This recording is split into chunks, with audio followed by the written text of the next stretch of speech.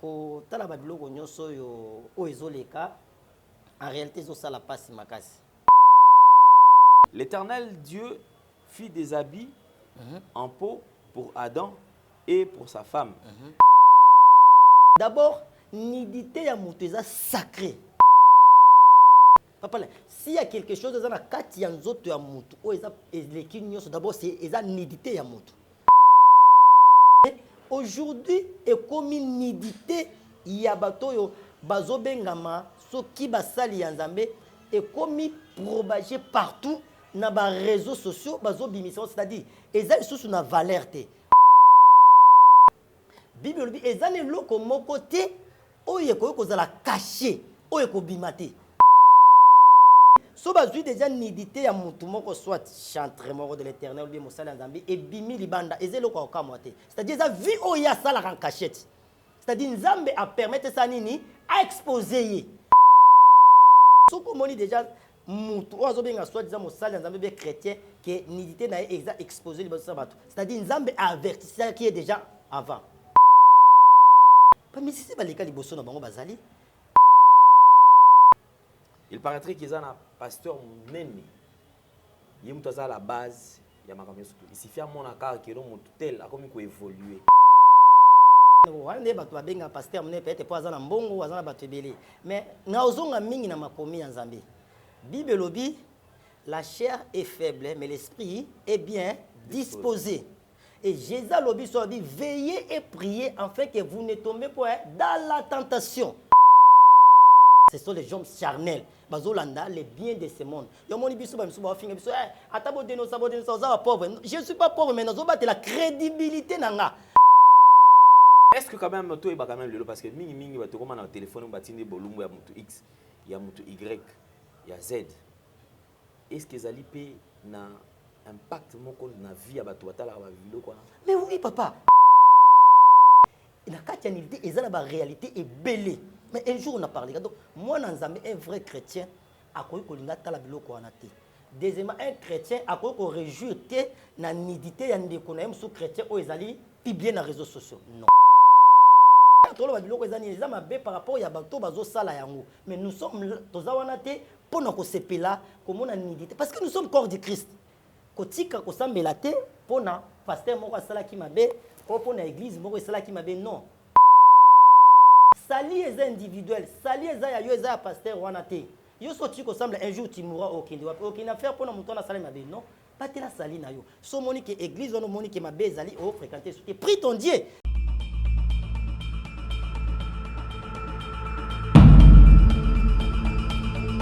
Mais maman, Aïda, au cours de l'instant du vélodrome, aux autres qui me poto yangoyo. Na yepona yamba Yesu ne kulusu. Ah, tozana mobange, événement munene, ya campagne d'évangélisation et kulusu version 2022.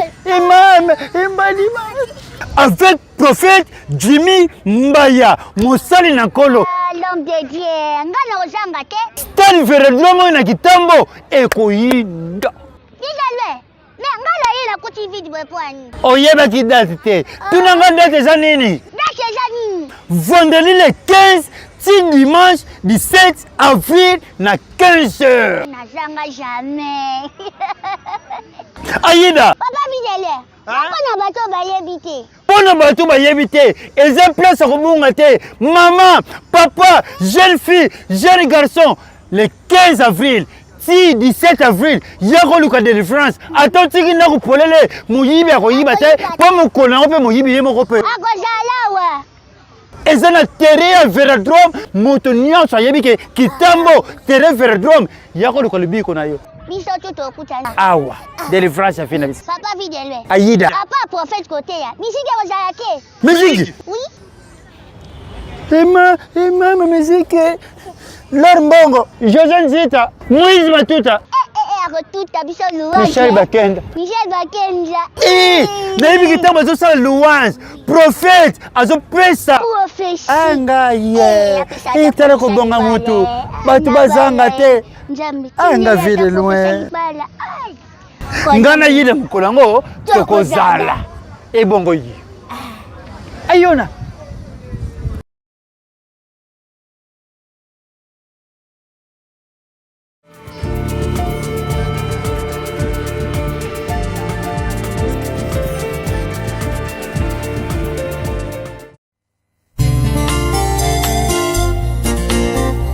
Merci Jésus-Christ, l'abattoir d'amour.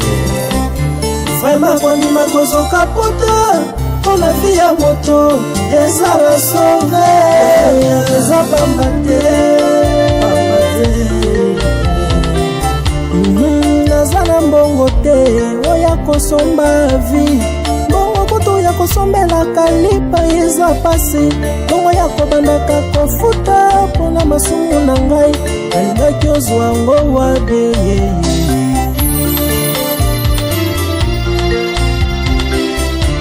Ngabezana mbongo te, oya kosomba vie.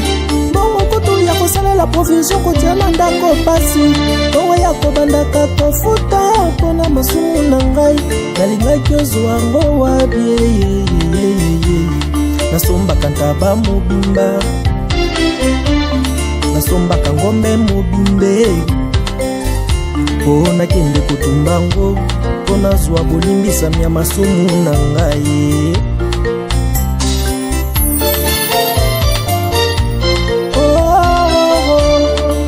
Pona masumu na ngai nda yo kufaki, po nazwa bolimbisami nda yo kufaki. Merci pour la bolamu yo saleli. Car c'est toi notre consolateur, car c'est toi notre libérateur. L'Esprit de Dieu descend sur nous, Saint-Esprit souffle de tout vent, car c'est toi notre consolateur, car c'est toi notre libérateur. Remplis-nous de ta puissance pour nous donner la victoire. Donne-nous la victoire, Seigneur. Inonde nos cœurs, Esprit Saint.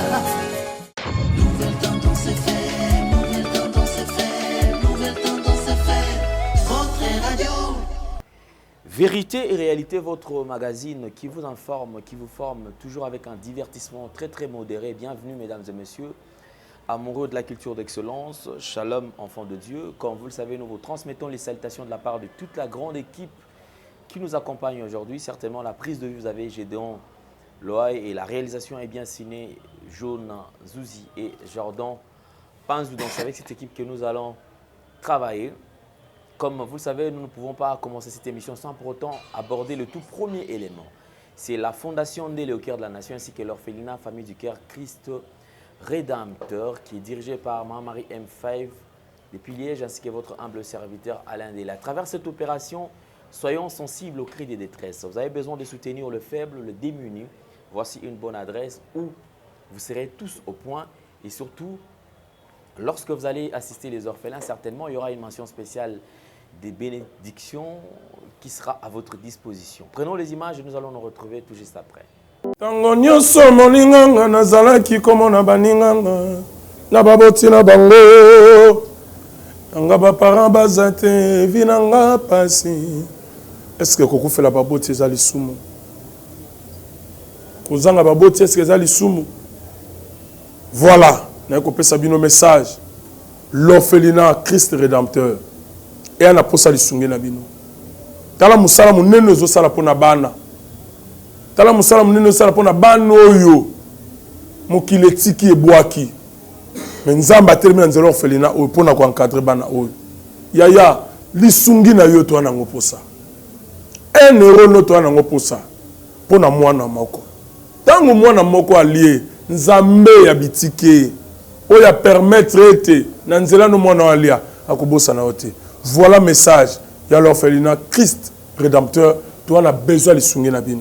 Ba numéro zanase, contact na biso, assistance na yo et vous allez sounger pour na bana. Que le Dieu des orphelins a bénir diama mtunyo soja ta likani ça ça quelque chose. Pour sali yango, zamba pambola bino.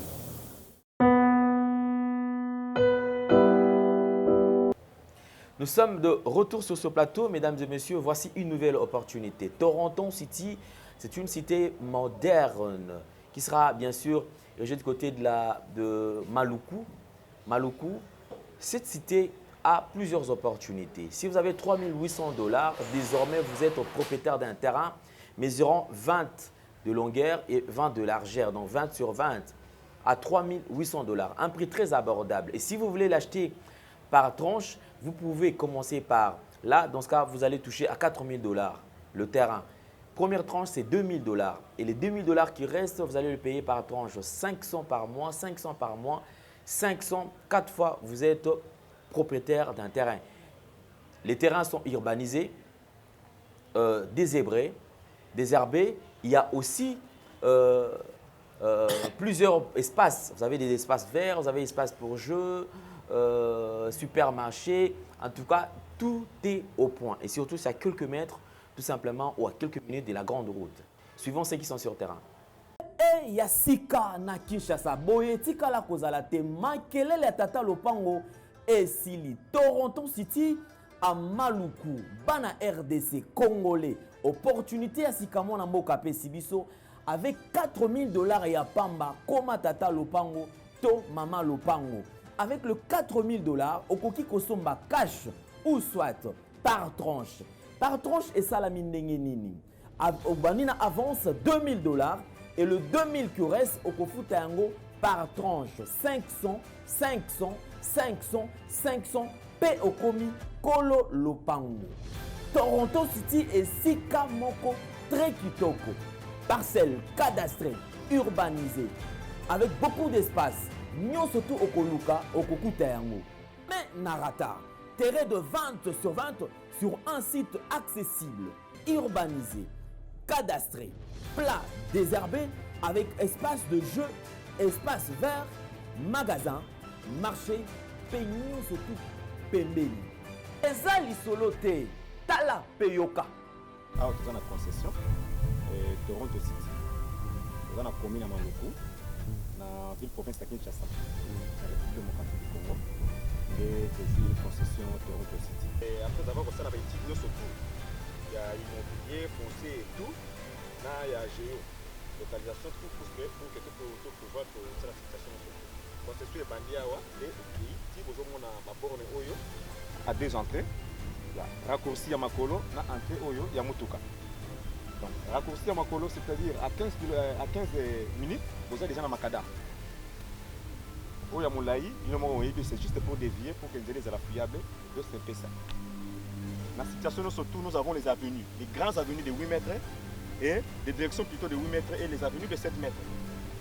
Alors que la parcelle Nabiso Ezali, il y a 20 mètres sur 20 ou bien 400 mètres carrés. Voilà. Du fait que nous sommes juste à l'entrée, nous sommes National Cameraman pour que tu visites nous surtout.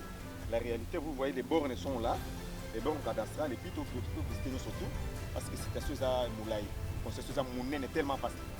Komi tata lopango, tona komi mama lopango. Yoka pour tout contact. Je précise bien. Contact ya poto ezali.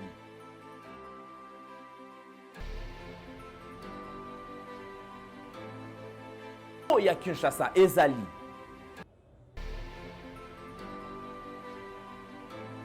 Mbongo ya muke avec 4 000 $, okomi tata lopango, to mama lopango.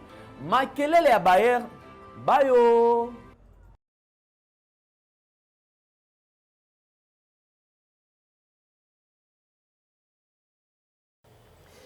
Ok, merci beaucoup. Vous avez le numéro de contact qui sont affichés.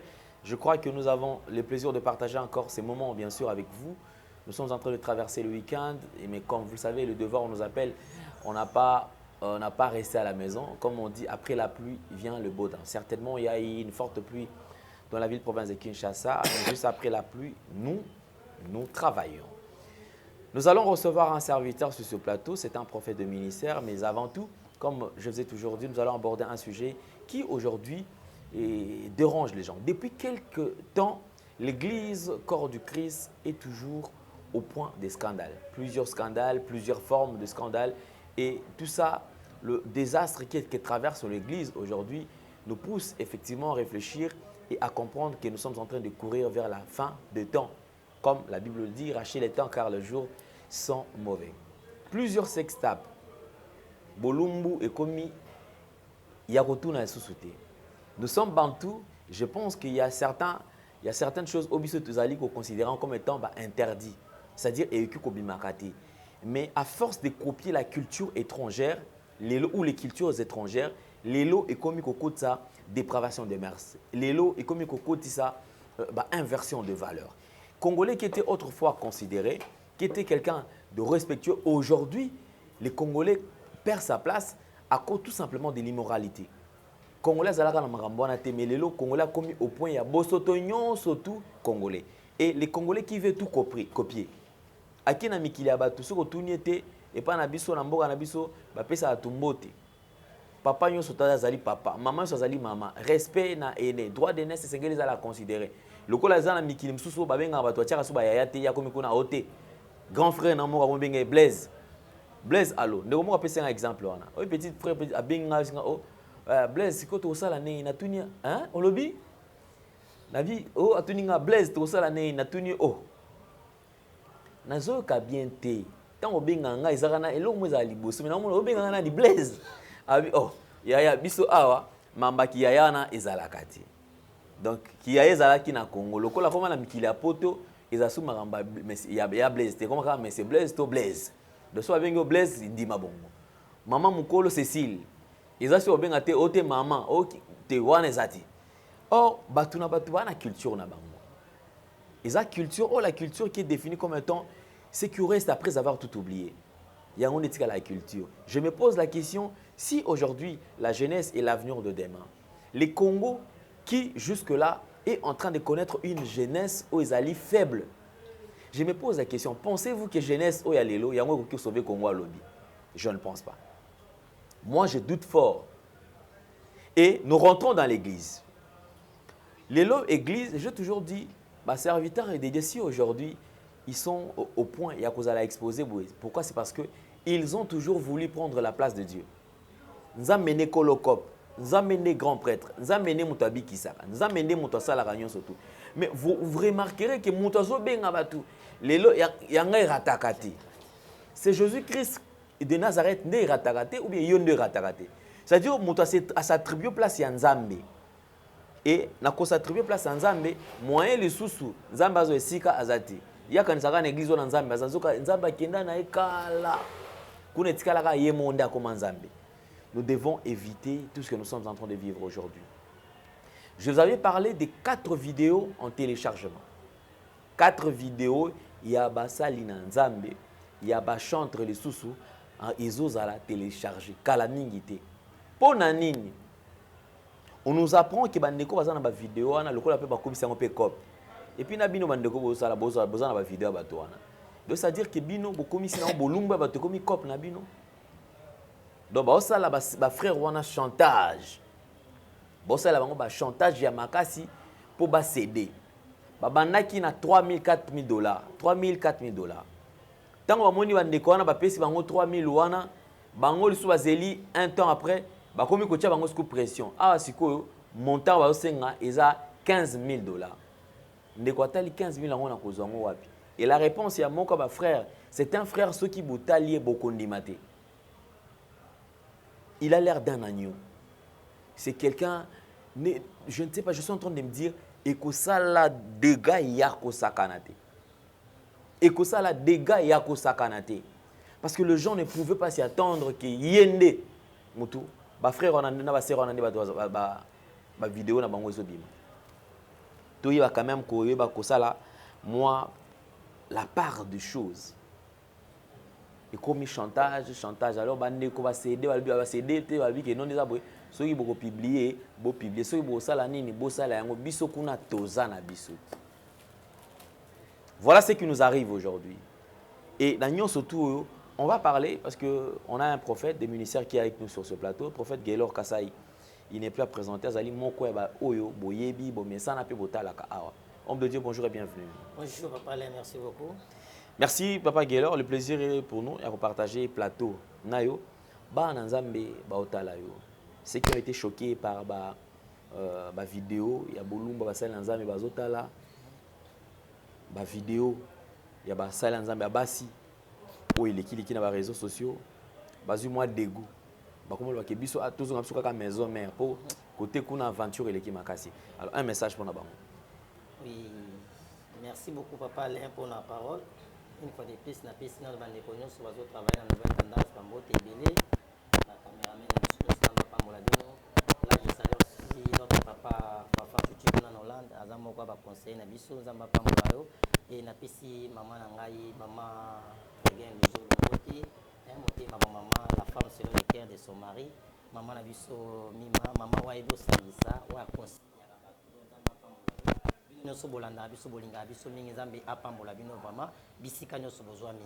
Oui papa le na zongi na mutuna na yo vraiment ko tala ba biloko nyonso yo o ezoleka en réalité zo sala pasi makasi ko mona ba nidité ya basali ya nzambe ba nidité ya ba chrétien ba nidité ya ba chantre chrétien et komi propagé partout dans les réseaux sociaux ezo sala pasi makasi. Moi j'aime vraiment parler beaucoup mingi na au Bible au kosunga biso na makomi na Nzambe totangi na mokanda na Genèse chapitre 3 le verset 20. Verset 20. Oui. Adam appela sa femme Ève car elle devait être la mère de tous les vivants. 21. Genèse chapitre 3 le verset 20. Genèse chapitre 3. Oui. Verset 20.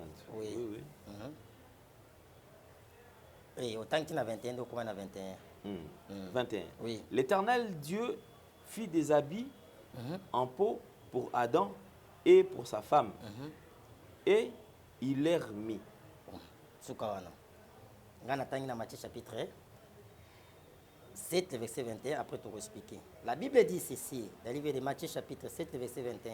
Ceux qui me disent Seigneur, Seigneur, n'entreront pas tous dans le royaume des cieux, mais celle-là, celle qui fait la volonté de mon Père qui est dans les cieux. Plusieurs me diront en ces jours-là, Seigneur, Seigneur, n'avons-nous pas prophétisé par ton nom? N'avons-nous pas chassé des démons par ton nom? Et n'avons-nous pas fait beaucoup de miracles par ton nom? Alors je leur dirai ouvertement, je ne vous ai jamais connu. Retirez-vous de moi, vous qui commettez les iniquités. Parole du Seigneur. Amen.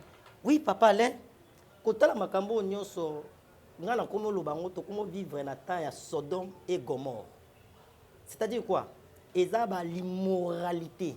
Oyo Bible et boya yango. D'abord, nidité ya mutu eza sacré. Eza la mwasi, eza la mobali. Yango moni place sotangi na mukanda na Genèse chapitre 3 le verset 20 à 21. Lorsque Adam et Ève ba sumukido, c'est-à-dire après chute ya mutu. Mutu azala kini. Zamba moni ke ezaki malamu te ke nidité ya mutu ezala exposé. Na batu nyonso ba mona, c'est-à-dire ya Adam et Ève. Bible binini. Zamba saleli bango bilamba ya poso ya nyama. Pour asa nini a couvrir nidité na bango. Pourquoi? Parce que nidité est sacré. Papa, s'il y a quelque chose dans la kati ya nzoto ya mutu, o eza eleki nyonso d'abord c'est eza nidité ya mutu. Diomoni nzamba sani asali bango bilamba ya poso ya nyama pour a couvrir mutu te. Ma côté mais ba partie intime, c'est-à-dire nidité ya mutu. Mais aujourd'hui et comme nidité ya bato yo bazo bengama soki basali ya nzambe et comme propagé partout na ba réseaux sociaux bazo bimisa, c'est-à-dire eza sous na valeur te. Pourquoi? Parce que eza vie ya bato wana, eza l'immoralité ba vie o bango ba o vivre na yango yango ebimi na miso ya bato. Selon Matthieu chapitre 12 le verset 26, Bible dit eza ne loko moko te oyo kozala caché oyo kobima te. Pourquoi papa? C'est-à-dire so bazui déjà nidité ya mutu moko soit chantre moko de l'Éternel ou bien mosala nzambe ebimi libanda eza loko okamo te. C'est-à-dire eza vie oyo ya sala en cachette. C'est-à-dire nzambe a permettre ça nini a exposer. Et na nzela ya nzambe soko moni déjà mutu ozo benga soit disant mosala nzambe be chrétien que nidité na exa exposer libaso sa bato. C'est-à-dire nzambe a averti ça qui est déjà avant. Mais ayoki avertissement te. Après ça nini exposer yango. Donc eza bato yo bazo mema bato na vie ya mabe makasi. Et comme ko baby ça même crédibilité ya basali ya nzambe mosusu. Et comme ko ça même bato so ben crédit même. Il y a des gens même de olobi ezala bato solo ba oloba ke inutile na sambela nanga tala comportement basali na nzambe. Non, je me redis à bato ba olanda biso okotika osambela te pona mosala nzambe mo basala ki erreur okotika nzambe te pona nidité ya mutu moko ebimi ye moko nzambe asani akowanga na bango place Nathalie dans Matthieu chapitre 7, 21. Plusieurs me diront en ce jour-là, Seigneur, Seigneur, n'avons-nous pas prophétisé par ton nom? N'avons-nous pas chassé les démons par ton nom? N'avons-nous pas fait beaucoup de miracles par ton nom? Bible, retirez-vous de moi. Vous qui commettez les iniquités, je ne vous ai jamais connu. Pour dire quoi? Ils ont les belés, la Seigneur, Seigneur. Miracle, mais c'est-à-dire, donc, est-ce que d'abord l'amour, et ça qu'un sexe? Qu'est-ce qui fait que Batongo, le lot, est comme sexe, et comme ils ont pas pendant partout? Mais si c'est pas les cas, les bossons, bazali. Anna bango ebika na kimba papa na biso ale muloto baleka papa Charles Mumbaya baleka na kati basala nzambe notre père Aïdi na bala baleka papa Véono baleka. Est-ce que banité na bango ezaka exposé pour dire quoi? Malgré ma vie na bango so etele bango na nzambe, mais pour dire quoi? C'est-à-dire bazaki na intimité mo bo na nzambe. Mais ce qui dérange aujourd'hui, ils a dit que il paraîtrait qu'ils ont un pasteur Neni yemutaza à la base. Il suffit à mon accord que l'on tel a comme évoluer. Il y a beaucoup de gens organisé pour na kokoi sabatwana. Azo sala yango ndenge.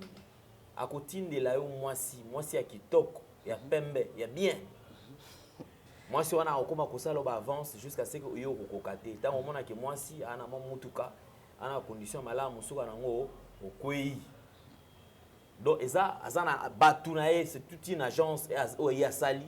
Pour le coloca cause ba preuve si manango soki olingo sakana akoyi ici yo ezali kaka entre basal na nzambe makambo zo sala. Oui papa, c'est bien ndenge lobi que ça pasteur mo amene ko wande bato babenga pasteur amene peut-être po azana mbongo azana bato belé, mais na ozonga mingi na makomi ya nzambe. Bible lobi la chair est faible mais l'esprit est bien disposé. Et Jésus lobi so dit veillez et priez afin que vous ne tombez pas dans la tentation. Pour dire quoi? Ne tous papa Alain, na musala nzambe, tentation est permanente pour nabiso. Donc jour et nuit nous sommes tentés d'une manière et d'une autre. Mais Jésus a averti ça qui biso déjà, a dit veillez et priez. Donc c'est-à-dire quoi? Avant tentation il y a Jésus déjà avertir biso. C'est-à-dire un avant dibo, un monde que mutumo moi si mo azoya. Bon, eza babilo sous na ndenga bete batu sous au kwepena bilo kwana, eza bato bazu formation na makambo nzambe te. C'est-à-dire quoi? Mon biso lorsque s'est converti, en 1995. Biso zaki papa Alain, on nous a enseigné mais pour cela na serre, il faut plus de choses à la distance à 1,5 mètre. C'est ça que mon père spirituel nous a enseigné. Pourquoi? Pour nous éviter le contact entre moi et moi si na mobile parce que ça phase na naître. Donc c'est-à-dire il faut poser la musique. Et il y a un moment moi depuis que je me suis converti, tina dans ajo, tout ça va dégâts dans zélan zambete. Mais les lois batum sousou a une formation dans ma zambete tellement zèle en oiseau mais ma banque au monde un frère en Christ na seba au sola a bete na dire sérieux penser hein. Donc azam même na piderté. Il y a un monde ba ko na bloc quoi Bible dit veillez et priez afin que vous ne tombez pas dans la tentation. Donc bazo veiller bazo prier peut-être c'est-à-dire baza ba tout monde ba na katia charnel. C'est-à-dire pour moi c'est pesinga mbongo. Moi, ça la kisinga bozui, na se laisser faire. Or, d'abord, na katia relation entre moi et mobile. Bible dit les désirs de la femme se retournent vers son mari. Donc, c'est-à-dire, yo mobile, il faut avoir responsabilité à moi aussi. Oui, tu boite na katia relation. Moi, ça coquille peut aider mobile. Mais sa responsabilité n'a été. Mais ce qu'on bateau, bah, on a mon iponi. Bah, on a bas, on a pour intérêt. Moi, ce qu'on m'a dit, c'est un sanini, n'a qu'une maman comme faible. Oh, c'est lui qui donne. La mère qui donne, c'est celle qui reçoit. La mère qui donne, c'est celle qui domine. Au moins, nous avons fait ça, nous avons fait ça, au moins, il y a eu un assez. C'est-à-dire qu'on a dominé. Automatiquement, moi, ça a fait ça, ça a dominé. Et on s'est dit tout ça. Pourquoi? Ce sont les gens charnels. Les biens de ce monde. Je ne suis pas pauvre, mais nous avons la crédibilité. Parce que je ne sers pas Dieu pour avoir de l'argent. Je ne sers pas Dieu pour gagner les choses de ce monde. Mais je sers Dieu pour accomplir une mission sur la terre. Si quelqu'un me bénit, gloire à Dieu. S'il ne me bénit pas, gloire à Dieu. Mais est-ce que quand même, toi, il va quand même le parce que mingi, tu as un téléphone, tu as un bolum, il y a un X, il y a un Y, il y a Z. Est-ce que ça a un impact sur la vie à la vie? Mais oui, papa. Mais Lévitique et Lévitique 19, même 20, est déterminé par pourquoi on attend dans Genèse chapitre 3, 21? Pourquoi on a bombaki nidité dans la F? C'est-à-dire, pour battre tous les gens, nidité est sacré et il y a battu belé. Les autres, comme même des chrétiens, des chrétiens, bazo sepela ba mon nidité ya batu moboy. Mais comment ça? On a privé zo comme la Nathalie émission. Nathalie émission. Tindela nga vidéo ngoko Nathalie. Papa yo yebinga même de tout ça. Ngande na. Omoni ba biloko nyo c'est ça bango ya banité les gars. Je ne peux pas voir ça. Attends, tu vois le prophète je n'ai pas besoin de ça. Non ça nangoni. Bon, nidité ya mutu natala ngo pour gagner quoi? Eza ba tout ba la maudit à cause de la nidité wana. Eza na ba misusu mo ba nidité ezo salama. Eza ba part ba misusu ba signer na Satan. Satan c'est quand doit exposer nidité na yo en public, bato ba otala ba la maudit. Et au moins les gens chrétiens belé baza maudit. Au moins j'ai pris. Pourquoi ma kam nangé change raté mais au priya ka so moni nidité moko mbango otala bo ti ozoluka nini? Est-ce que vous avez dit que vous avez dit que réseaux sociaux dans le public et ça, papa, même dans le qui est pasteur, mon est dans la salle, il y a quelque chose qui est dans la salle. Il y a des gens qui sont dans la salle. Peut-être papa na yo. Et otali boluma papa na yo. Aneti maman na, otali boluma maman na. Ozoluka yo chrétien, ololuka ta, o vérifier les écritures, o méditer Bible, o lukaka, o banda kozwa, o talaka nité. Et ça n'impacte papa là. Dans le monde spirituel, il y a des impacts. Il y a des gens qui sont maudits ou maudits quand on militaire ba to ba talawana. Biso toza ba ministère on a bien soit délivré. Tout le monde a makambo belé na ba domaine on papa né. Yo c'est ça la hasard. Et ça hasard. Net ba ba simso mona otambo la zui exposer nidité na libanda. Azo ko envoûter ba to mususu. Et nidité ça sacré.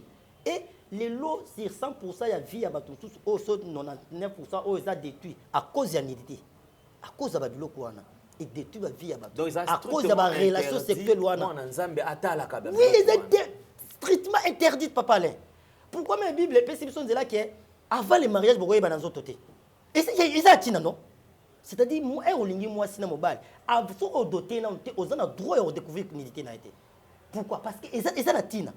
Donc, pour dire que nidité, la nidité, la réalité est belle. Mais un jour, on a parlé. Donc, moi, un vrai chrétien, deuxièmement, un chrétien a réjouir na nidité ya ndeko na sous chrétien ou ezali publier dans les réseaux sociaux. Non. Je suis contre ça. Et nous sommes là pour se soutenir. Donc, par rapport à bato bazo sala yango. Mais nous sommes tozawanate pour nous sepela comme on a nidité parce que nous sommes corps du Christ. Toi corps du Christ. Et resala me bongo biso nyo parce que toi corps, li so ezu passe. Mon européen yo kapase wana. Donc, les autres salariés sont sengotés. Donc, non, si on a un bateau, bon, si on a un bateau, $15 000. Tu gagneras quoi? À quoi c'est le nombre de gagner tous ces mots si personnels? Un jour, tu mourras. Ok, il y a $15 000. Pour exposer quand nidité a des kunayo. Ni tiens on a place en des kunayo, ce que ça qui yo. Mais exposer nidité nayo et ça la ndenge. C'est ça aussi la question. Tomi tu n'as qu'à lingo sala muninga mabe. O gagner nini? C'est pour au publier après aux ui nini? Et que ce mot tu n'as pas la bande pour la maman mais n'a pas sabato boy. Quoi à sauver mon touté? Pasteur a sauvé raté, ni prophète ni apôtre. Mon salam dans mes moroté a coupé la moto. Non plus l'église ne sauve jamais. C'est Jésus-Christ qui sauve. Et nous sommes sauvés au moyen de la foi. Il y a Jésus-Christ. Donc c'est-à-dire kotika ko sambelate pona pasteur moko sala ki mabe ou pona église moko sala ki mabe non. Sali est individuel, sali est ya yo eza pasteur wana te. Yo soti ko semble un jour tu mourras aucune affaire pour nous na sala mabe non. Pas te la sali na yo. So monique église on monique mabe ezali o fréquenter soute. Prie ton Dieu. Dieu va t'orienter. Place ni na malamu ki ko sambela. So pena na orienter oté. Na na sabato. Entre dans ta maison tu dois prier. Est-ce que nzambe pas comme tu faut quelqu'un dans l'église? Non. Mais l'église est liée au yo. Jésus a dit qu'il faut préparer biso na enlèvement. Pour préparer biso na venir à Christ. C'est ça, ils allaient à l'hôpital. Nous, mon histoire répète qu'il y a les bons samaritains. Azui Moutouana, Nzela, Zabela, mais un hôpital, qui va traiter, c'est ça l'église. Ils ont lié au bazo préparé, pour la rencontre, il y a époux. Mais ce qu'on dit que l'église, ils ont fréquenté, que ma baie déjà est allée. Mais tu sors! Bible Bini, sortez du milieu d'eux. Au moins, il y a l'église, pasteur, c'était impudique. Nous t'attirons à l'île Namutu, Mouyibi, Skro, Moutalokuta, Mundumba, Moumelimasanga. Non, Bima! Très important. Merci beaucoup, mesdames et messieurs. Je crois que, compte tenu du temps, comme je vous ai toujours dit, il y a toujours une orientation. Nzambe appelle ça va salina. Tous à l'attentif, tout l'anda, tout à nini, parce que tant oyo, tu éviter, tu batama wapi. Mais du moins, à travers l'orientation, ils ont permettre biso, tu y ba le lengini, c'est se comporter, puis positionner ni tozoa par rapport à temps que nous sommes en train de traverser. Merci beaucoup. Homme de Dieu, vous avez la parole. Shalom, c'est Papa Moïse prophète. Na ye kopé sabino message lelo pour ba oyo bazala ba blocage, ba limitation, ba mari de nuit, ba esprit de mort, ba maladie oyo et si la kate. Mais mingi nazana besoin ya ba oyo ba tambola partout. Oyo ba luka ba délivrance, oyo ba mata kutu ba vion pour la luka ba délivrance et simbate. Nazana besoin na bino boya pobo bika po ite ngonga na bino ekoki. Awa ba ngo terminus awa ndezali sika ba démonio surtout ba sukaka moto moko na ya ate azwa délivrance ka bikate na ne salamate bango nyonso surtout babika avant kutu boya bo fukama bo senga Saint Esprit ala kisabino soki Papa Moïse azali ya ye ou bien ya yete ako répondre bino tout de suite bokota na YouTube bo beta Papa Moïse prophète TV. Beaucoup de monde a témoignage à belé oyo babika déjà oyo basala. Na kumisi nzambe ya ozana na kumisi nzambe Papa Moïse kwa bikisinga na maladie estomac. Na banda ko souffrir mingi na estomac. Ezaki soke kanginga na zo lala te ezo sala pasi tina mukongo moto ezo bimangai. Kolia mate sou pasi babilo msuko lia ngo très difficile. Depuis Papa Moïse abondela pona ngai na zo kimia. Nzamba Papa Moïse asayelinga minene abiki singa na estomac na melaka lisu pantomètre na boaka ba pantomètre. Merci Jésus Nzamba pambola Papa Moïse. Azozela bino nyonso tout na moto. Oui, bien aimé dans le Seigneur, Zamba Pambola bino bozo landa biso surtout côté na deuxième étape na biso na kolinga vraiment yo ozo landa biso vraiment attentivement du début jusqu'à la fin. Je sais que naza vraiment na ngonga mingi peut-être sur 10 minutes mais na 4 à 10 minutes peut-être Dieu peut te parler na olingo landa biso vraiment attentivement par rapport à message paix exhortation oyo Nzambe atini biso to partager na yo. Tolinto lobela thème na biso ezali malgré la loi. Tolinto lobela malgré la loi. Bien aimé dans le Seigneur. Ndenge tobota mabwe na ba famille, na ba nation, na ba bikolo bisike belé, il y a toujours des lois. Même nation eloko kambamboka ezali mibeko. Même na ba famille il y a des lois établies. Mais les lois tolito démontant par rapport à la Bible malgré la loi. Là sans plus tarder nazo tanga makomi na Nzambe, nous sommes dans le livre de Esther chapitre 4, les versets 11 jusqu'à 17. Esther chapitre 4, les versets 11 à 17. Je lis la parole du Seigneur. La Bible dit ceci. Tous les serviteurs du roi et les peuples des provinces savent qu'il existe une loi portant peine de mort contre quiconque, homme ou femme, entre chez le roi dans la cour intérieure sans avoir été appelé. Celui-là seul a la vie sauvée, à qui le roi tend le sceptre d'or. Et moi, je n'ai point été appelé auprès du roi depuis 30 jours. Alors les paroles d'Esther eurent été rapportées à Mardochée. Mardochée fit répondre à Esther, ne t'imagine pas que tu échapperas celle d'entre tous les Juifs, parce que tu es dans la maison du roi. Car si tu te taises maintenant, les secours et la délivrance surgiront d'autre part pour les Juifs, et toi et la maison de ton père, vous périrez. Et qui sait si ce n'est pas pour un temps comme celui-ci que tu es parvenu à la royauté. Esther envoya dire à Mardochée, va, rassemble tous les Juifs qui se trouvent à Susite. Et je n'ai pour moi sans manger ni boire pendant 3 jours, ni la nuit, ni les jours. Moi aussi, je gênerai de même avec mes servantes. Puis j'entrerai chez le roi, malgré la loi. Et si je dois périr, je périrai. Mardochée s'en alla et fit tout ce que Esther lui avait ordonné. Parole du Seigneur. Bien-aimé dans le Seigneur, toujours malgré la loi. Ici, là où nous venons de lire tout à l'heure, bien-aimé dans le Seigneur, le solo il y a Amad.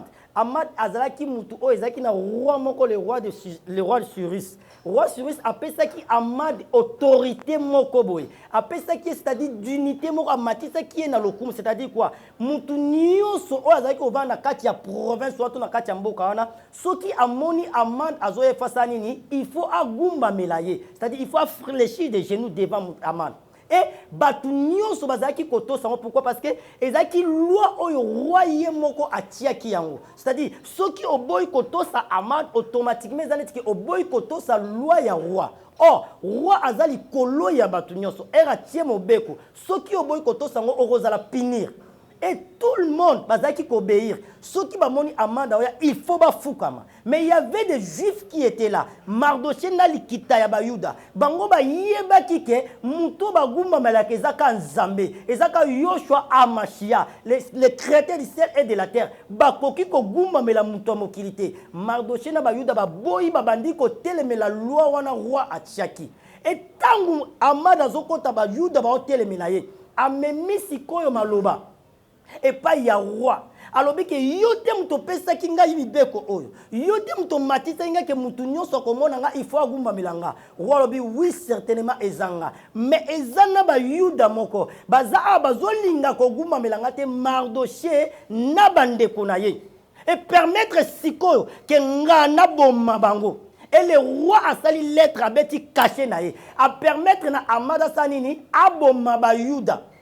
Et nouvelle commission et pas y a Mardoché. Marie Bosaka. Mardoché a latisaki signe ya humiliation ya komi kitisa. A tie poussière. Et na tangwana Esther ni azaki reine. Esther azaki nièce ya Mardoché. Mardoché a tini batubo kende koyeb sa Esther. Abonde la mobile na le roi Assuris pour que babo mabi sauter.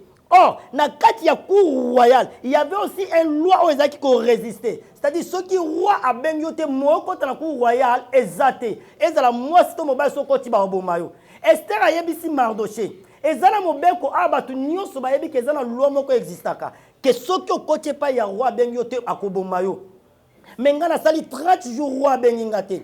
Donc c'est-à-dire Esther moi ça là couverture wana te a délivré bango exacté. Mardoché a yebisi abi soko tiki. Au salaire on te yeba que délivrance pour na bayuda et ko uta côté msume yona batata na yo bokufa. Et Esther ayo ki malobana lobi bo sala prière il y a 3 jours.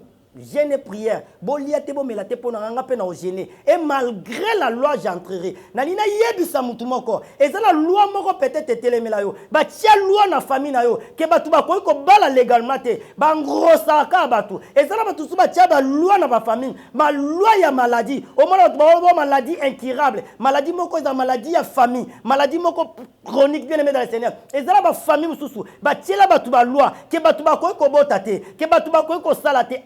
Tangi kelasi mozo musala te ato sala musala mena musala osala na mbongo ozo ezo simbate ezala loi moko batiela yo batia loi ya maladie babi yo bela kaka mbongo ozwaka olo s'investir na ba ferme susu mais ekenda na maladie eza loi mena nina itsa mutu moko olandanga malgré loi o batiela kio malgré loi bisiko zali à travers cette émission à travers cette exhortation loi wana il faut ekweya. Esther a dit malgré la loi, j'entrerai. Et si je dois périr, je périrai. Bien aimé dans le Seigneur. Et ça, peut-être un domozana. Bando bala, obota raté. Batila yo loi babi oui. Abala naye. Abali akende. Total asoka obota. Loi ya stérilité kangayo. Baloba na bango babi oui azo voyager. Totika kende. Okende Europe, Amérique, Asie. Mais bando kenda mikande zalate. Babi akende naye. Mais loi ya mikanda eko kangaye arozo mikanda te. Batiela yo lo babi oui oboti bana mais bana ba osali saote lelo bana na yo moko bakoka ko sentir yote bakoka ko sala obolamu te okoma komituna bien aimé dans le Seigneur eza moko ya loi o etelemela yo mais nina yebisa yo le Dieu que nous prêchons le Dieu de possibilités illimitées c'est lui qui appelle à l'existence les choses qui n'existent pas ali kolo ya ba loi wana les mêmes rois assurés sur ataki loi sotani na mukanda Esther chapitre 5 lorsque ba Mardoché ba sambeli et la reine Esther a continué à la cour royale malgré le roi Benga qui était. Mais lorsque le roi Monier, la Bible dit Esther trouva grâce. Et le même roi Tchaki Mobeko, roi Bouki Yango, a Esther quand demande-t-il la reine Esther? Nalina yebisa mutumoko, loi batiela kiyo, ke yo bongate, ke yo salate, ke maladie wane silate, ke yo balate, ke yo botate. Nalina yebisa yo, loi wana au moment où je parle, loi wana il faut quoi ya? Bato ba tchaki ba loi wana ba bato mokili mais je connais un homme o azali kolo ya ba loi o azali kolo ya ba roi ya mokilo il s'appelle Jésus-Christ de Nazareth l'homme du milieu l'homme de Galilée ali kolo ba loi ndoki ya famille na yo bango ba loba ke yo botate mais na yebisio à travers cette émission on va prier le Dieu des miracles a opesa ma bota ba loba ke ba tiela yo loi ya maladie moko incurable et si la raté to bimi hôpital ozonga kar na yebisio loi maladie wana ekweya ba tiela yo loi yo ko mbongo ebelete osuka kala ba niveau mona episio loi wana il faut kweya ba tiela yo loi ato bandi ba faire ato lobo mata oshita kaka osala boyona batu ba escroc kayo makamule kenda liboso te na episio le moment est arrivé où ba loi wana il faut kweya bien aimé dans le Seigneur malgré la loi et Esther a koti pe a droit tunier olingi nini Esther a yebisie na lingi oya na fête na osala na yona Amad oya linga ki aboma Mardoché bien aimé dans le Seigneur na nina yebisa mutu moko zolanda nga batela ki loi ya maladie loi ya limitation loi ya stérilité loi ya pauvreté loi ya limitation loi ya échec na nina yebisa yo mutu atiaki loi wana ye moko akoya et Amad bien aimé dans le Seigneur asala ki même croix pour appendre Mardoché les mêmes croix o Amad asala ki yango ba pendre ye moko na nina yebisa yo mobeko o batiaki na vina yo ke yo bongate bango moko nde kanga bango loi wana batela ki loi wana il faut koya malgré la loi bien aimé moi j'aime pendant que je parle banda ko sala rétrospection ya vina yo loi ni le kanga yo peut-être okuta na mibale ya malamu ba honora kaote ata ba pesi yo promesse suka ba tika kayo ba botisa kayo ka ba kendaka batu ata ba lakiyo ba ko la kwelo ka malamu me ba kokisaka yango te eza loi o etelemeli yo maladie wana ata ndenge nini omeli ba kisi esila raté okotisa ba demande ba ninga ba kotisa na bango bazo bango me yo sala raté ozo sala ozo zolo ka malunga te ato bandi commerce o sala cop na muto ba melako ka mbongo bien aimé dans le Seigneur banda kotala soko se retrouver na loi moko mon numéro est affiché benganga to sambela peto ko isa loi wana bien aimé dans le Seigneur Mardoché po ba yeba kezaki na loi et senga ki ba publier yango po yeba kezana la loi moko zo kanga vina yo bien aimé dans le Seigneur il faut passer par la délivrance pour les kana consultation prophétique raison pour laquelle chez moi les prophètes Gelon Kasset bien aimé avant d'assemblée la pona mutu to les canons na consultation prophétique to yeba au juste problème les anim pour peut-être oza na loi ya célibat yo ka oza mabete oza kitoko tu es une belle femme oza mobale malam mais ozo bala mwasa malamu te poani batela yo loi que ozo basi ya malamu te okoya kana basi ya mabe pour ozala toujours na instabilité batela yo loi so zimbongo il faut s'associer kana mutu moko mabe pour amela yo mbongo wana pour zonga toujours sima et so loi ozo réclamer yo batela yo loi babike yo ozo bikanda te pour babike soko ozo mikanda ozala malamu batelo balobi non bana no ba osunga ote or roboti bana il faut bénéficier pour na bango mais pourquoi bana no ba sunga ote bien aimé dans le Seigneur Bible lobby il n'est pas bon que l'homme soit seul mais pourquoi yo le long de comme moi si mobali ozo moi si to mobali malamu balate et ça volontaire dans mettre ça loi peut-être un célibat peut-être balati so yo eloko moko yo yeba te poni ba mibali baboyanga poni so na zwi mobali malamu akendaka ndazo mabende na ozana ye poni so na zwi mwasi malamu na oko ozana mwasi malamu te tende ko mobali eza na loi o ezo kanga yebi ke mwasi wana peut-être na nzela na ye yo zo délivrance il faut loi wana kweya loi ni ne kanga yo baninga bobotama na bango tala ba vina bango ta yo ezo tikala rasine malgré la loi pourquoi zo botate nzamba sala o mona mwasi pourquoi le comme tina niveau comme na niveau ya faiblesse sexuelle et ça loi batelo pour être trouble na kati ya foyer na yo mais on va prier et pas nzambe za na maladie moko ezaka incurable te existera te et ça na kamoko te est impossible il est le Dieu de possibilités illimitées malgré la loi batiaki loi wana ke batu ba gumba mela aman mais Esther Mardoché na bayudo basala ki angote les mêmes amado asala qui croit pas boma bango yemoko akufaki na nina yebsa mutu moko olandanga état que homme de Dieu état que prophète batu nyoso batiaki ba loi na vie na yo ke yo bongate ke yo balate ke yo botate batu wana nzamba kutana bango pe bazwa frappe ya nzambe au nom de Jésus-Christ de Nazareth mabulu nyoso bachumolaki ke po baboma yo baboma bana yo bakunda mopandra ki na kati ya croix na ye ke banguna na bango bakota na mabulu na bango au nom de Jésus-Christ de Nazareth maladie nyoso batiaki na vie na yo stérilité pauvreté sécheresse célibat prolongé na sali retour à l'expéditeur au nom de Jésus-Christ de Nazareth la Bible dit Dieu confirme la parole de ses serviteurs malgré la loi bien aimé mon numéro là nous sommes presque à la fin bon ça de Yassine mais Dieu ali kambouyatan numéro n'engagé affiché plus 243 85 41 59 230 bien aimé ce que on se retrouver que zane lo mo rezo kangayo benga mosakoli to consulter Nzambe to eba loi ni kangiyo et après avoir consulté Dieu on va prier et le Dieu de la Bible a okangola yo Nzambe yo Esther asambela kina ba Mardoché il est le même Dieu que nous prions azan Nzambe yo ka lo sambo ezali kamba olela lela te consulter Nzambe benga to sambela tala ba loi de kangiyo uzamona mwasi kitoko na boti te mais kitoko nyoso esili ndeko mobali tandenge okomona po loi moko ekangi yo tu travailles dur tu ne bénéficies rien nzambe asala butu mpo bato balala yo olalaka te raisonnement ntango nyonso okóma kaka kolelalela bana bazosundula yo bazosundula yo te mwasi koloba te mobali elo te nzambe apambola bino bino nyonso bozwi libaku malamu ya olanda biso soki jésus christ azongi te tokomonana quant à moi mon numéro elabenga nga na moment nyonso olingi baza mposa bakota mpe na contact na nga na priere nde tosambelaka ya groupe na numéro na nga yango wana tokokoti na groupe nzambe apambola bino là je salue encore notre maman Tregen Luzolo que j'aime beaucoup la femme selon le cœur de son mari mama motema monene nzamba pambola mpona motema boboto mama o alingaka bana malamu mingi bana ne pe balingaka ye mingi mama na biso kuna mami mama mami nzamba pambola mpona mosala kitoko ozosala ya kosangisa bacouple oyo bazolinga babeba sata détruire nzamba pambola bino nyonso mama na biso Clarisse kuna na États-Unis mama na biso Grâce Pitante kuna na Dallas je vous aime tellement beaucoup papa na biso Mathieu na Fred ici de boza tellement ebele tellement ebele nzamba pambola bino bato nyonso balingaka prophète Gelon bino pe bo soutenir biso na ba moyen na bino na ba prière na ba conseil nzamba pambola bino soki Yesu Christ azongi te tokomona na quant à moi je vous dis bye bye.